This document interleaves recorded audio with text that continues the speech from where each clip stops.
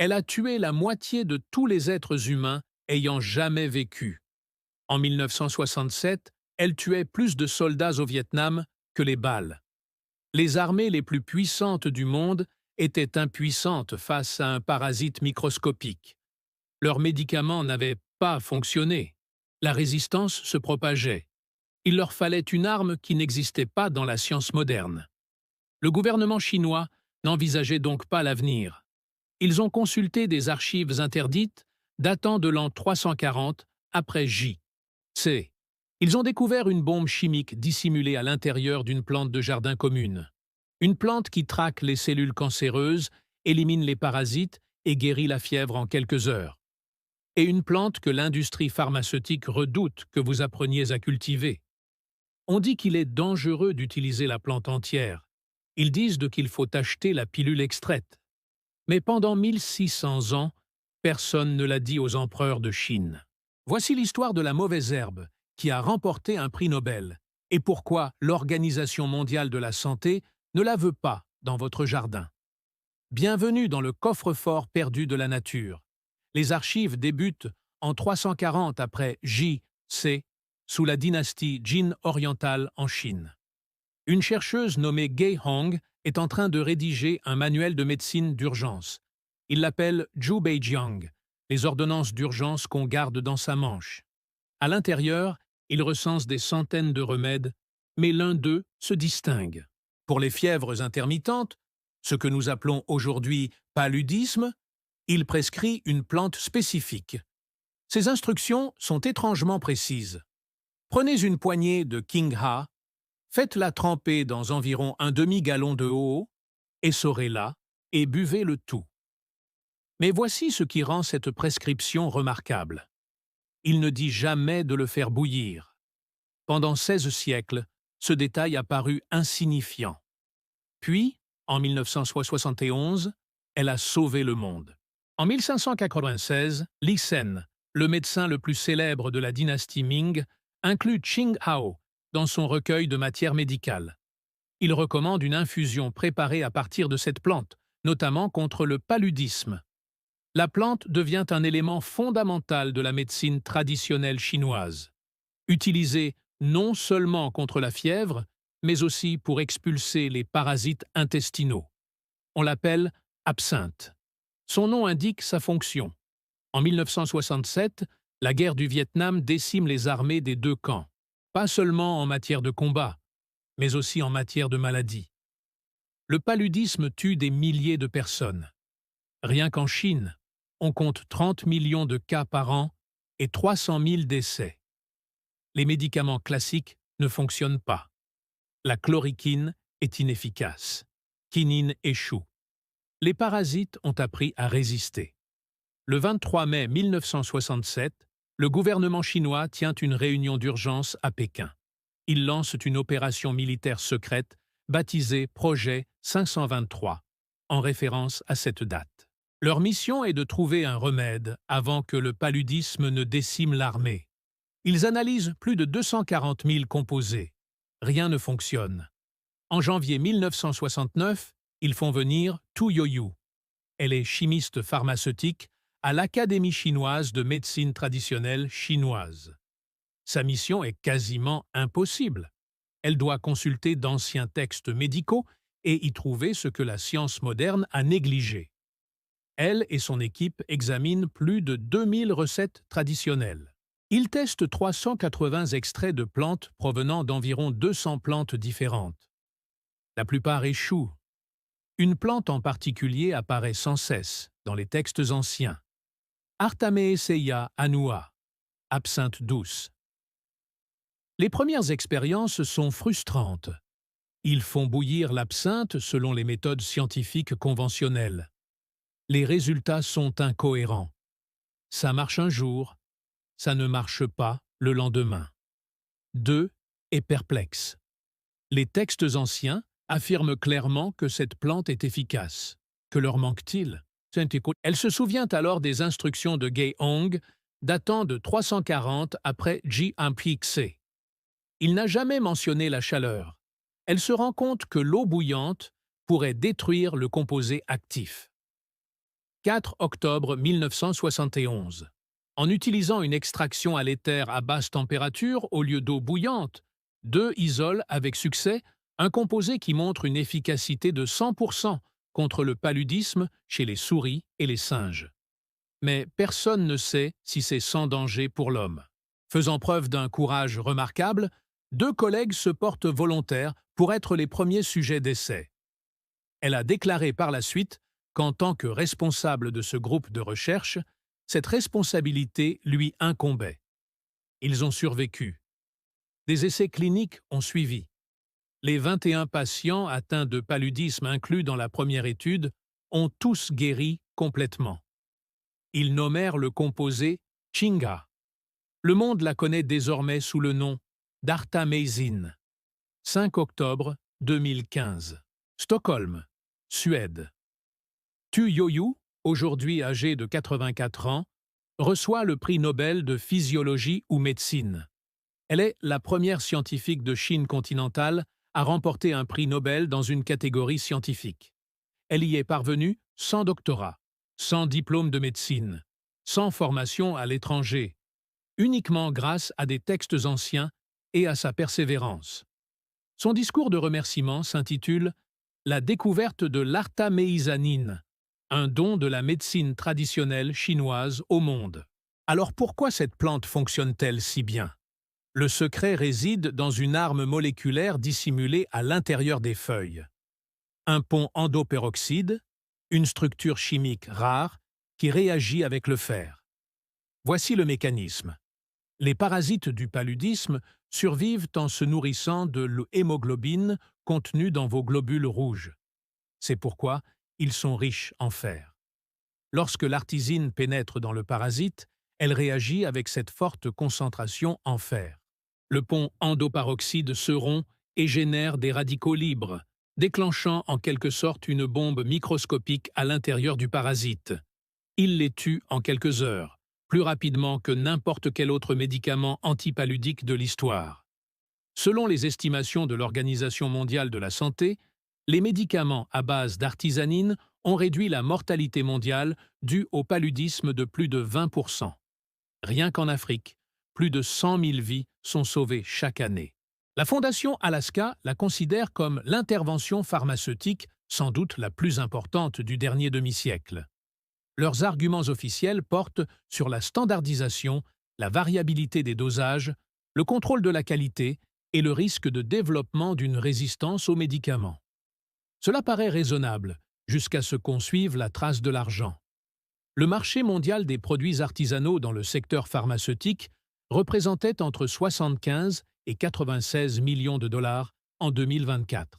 Les projections l'estiment entre 225 et 667 millions de dollars d'ici 2030. Le marché des thérapies combinées à base de produits artisanaux est encore plus important. Il s'élevait à 362 millions de dollars en 2024 et devrait atteindre 529 millions de dollars d'ici 2030. De grands groupes pharmaceutiques comme Sanofi ont investi massivement dans la production d'artisanine semi-synthétique à partir de levures génétiquement modifiées. Cela centralise la production. Cela élimine le petit agriculteur. Cela garantit que l'artisan reste sous le contrôle de l'entreprise. Comparez cela à l'alternative. Un sachet de graines annuelles d'Artemisia coûte environ 5 $ en ligne. Cette plante prospère même dans les sols pauvres. Il nécessite très peu d'eau.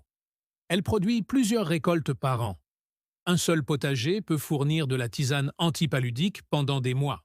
Si les habitants des régions endémiques du paludisme cultivaient simplement de l'artémisia dans leur jardin et en faisaient du thé, ils n'auraient pas besoin d'acheter des pilules coûteuses chez Novartis ou Sanofi.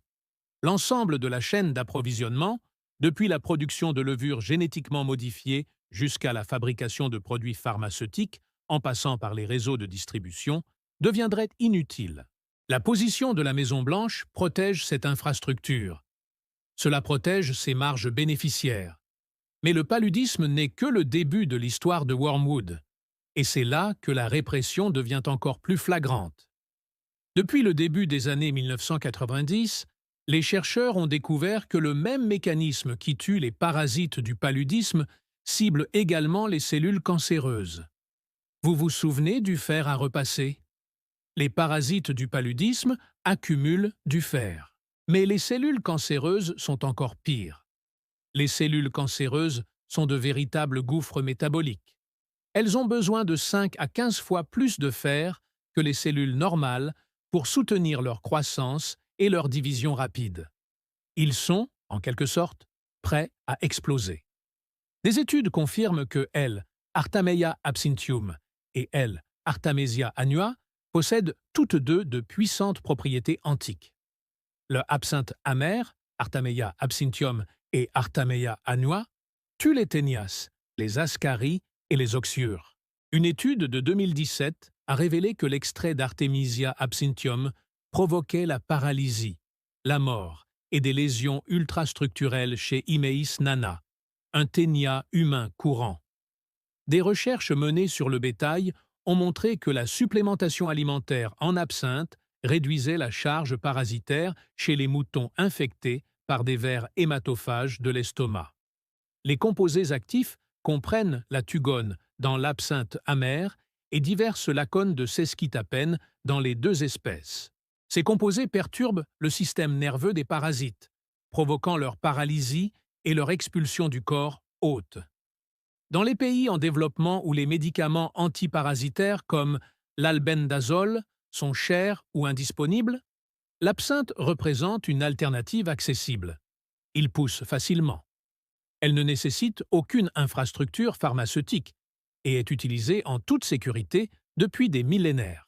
Une fois de plus, l'Organisation mondiale de la santé et les principales organisations sanitaires restent silencieuses sur les propriétés antiparasitaires de l'absinthe en dehors du paludisme. L'accent reste entièrement mis sur les solutions pharmaceutiques. Il y a un autre élément à cette histoire qui révèle avec quelle facilité la réputation des plantes peut être détruite. Cette plante a une cousine, Artemisia absinthium, plus connue comme ingrédient principal de l'absinthe. À la fin du XIXe siècle, l'absinthe était la boisson de l'Europe. Van Gogh l'a bu. Alfred Toulouse l'a bu. Oscar Wilde l'a bu. Ernest Hemingway en a bu. On l'appelait la fée verte.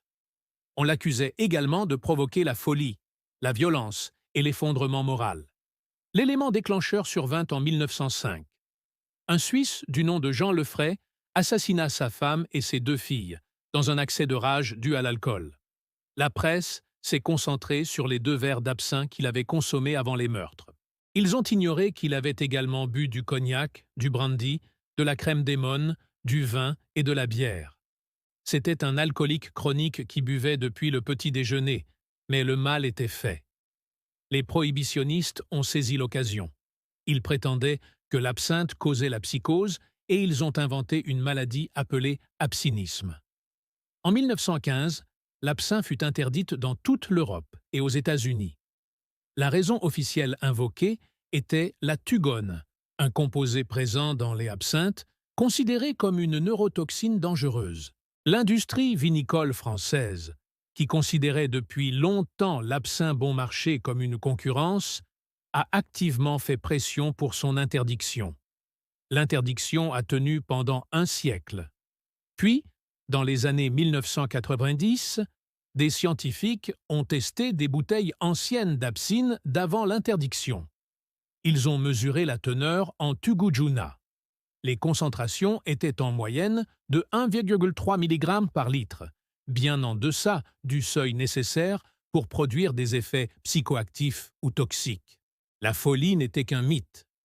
Les hallucinations n'étaient rien d'autre qu'une intoxication alcoolique extrême combinée à des marques bon marché frelatées auxquelles étaient ajoutées des substances toxiques comme l'antimoine et le méthanol.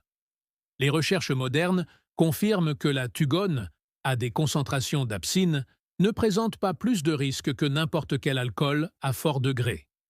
L'Union européenne a levé les interdictions en 1998. Les États-Unis ont suivi en 2007. L'affaire de l'absinthe démontre avec quelle facilité la peur, la désinformation et les intérêts économiques peuvent détruire la réputation d'une plante. C'était une guerre commerciale déguisée en opération de santé publique. Le parallèle avec aujourd'hui est évident. Contrôler le discours sur la sécurité, créer des barrières réglementaires, puis monopoliser les composés extraits. Voilà où nous en sommes. Nous disposons d'une plante utilisée sans danger depuis 1600 ans, validée par un prix Nobel en 2015. Il est prouvé qu'elle tue les parasites plus rapidement que n'importe quel médicament sur le marché, et elle présente un potentiel considérable contre les cellules cancéreuses. Et pourtant, les autorités vous disent qu'il est dangereux de le cultiver dans votre jardin. Ils vous disent qu'il est irresponsable d'utiliser la plante entière. Ils vous disent que la normalisation est plus importante que l'accès. Mais la standardisation n'est qu'un autre mot pour centralisation, pour contrôle des entreprises, pour protection des profits. Il faut le dire clairement, le paludisme est une maladie mortelle. Si vous êtes malade, vous avez besoin de médicaments dont vous savez qu'ils sont efficaces. Le problème n'est pas la science. L'artémisine est un composé miracle. Le problème est de savoir qui en contrôle l'accès. L'absinthe est-elle un remède miracle? Non. A-t-il des limitations? Absolument. La teneur en artisanine des matières premières végétales varie en fonction des conditions de culture. Et des questions légitimes se posent quant au dosage optimal. Mais la question que vous devez vous poser est: à qui profite le fait que vous n'en sachiez rien? Pas les personnes vivant dans les régions endémiques du paludisme et n'ayant pas accès aux médicaments. Il ne s'agit pas de patients atteints de cancer recherchant des thérapies complémentaires abordables, ni de communautés souhaitant atteindre l'autonomie en matière de soins de santé. Les bénéficiaires sont les entreprises pharmaceutiques qui protègent leur part de marché, les agences de réglementation qui maintiennent le contrôle institutionnel et un complexe médico-industriel qui tire profit de la complexité et de la centralisation, plutôt que de médicaments à base de plantes accessibles et abordables. Des organisations comme Médecins sans frontières ont mis en œuvre avec succès des programmes de traitement à base d'artémia en Afrique subsaharienne, en formant les agriculteurs locaux à cultiver et à transformer la plante selon des protocoles standardisés. Ces initiatives démontrent que le contrôle de la qualité et l'efficacité peuvent être atteints sans l'implication de l'industrie pharmaceutique.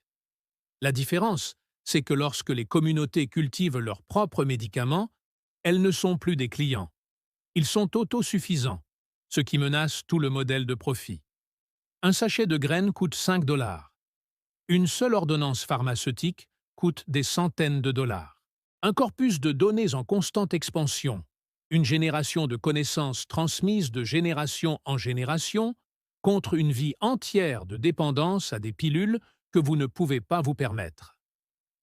En 2015, Tu Youyou a déclaré dans son discours d'acceptation du prix Nobel qu'Artémis Inin était un véritable don de la médecine traditionnelle chinoise. Mais ce n'est pas le seul cas où la sagesse de la médecine chinoise a porté ses fruits. Elle reconnaissait quelque chose que la médecine moderne minimise systématiquement. La sagesse ancestrale des plantes, éprouvée par des millénaires d'utilisation humaine, recèle souvent une profonde valeur thérapeutique. Ils peuvent interdire une bouteille. Ils peuvent décourager un thé. Mais on ne peut pas breveter une mauvaise herbe.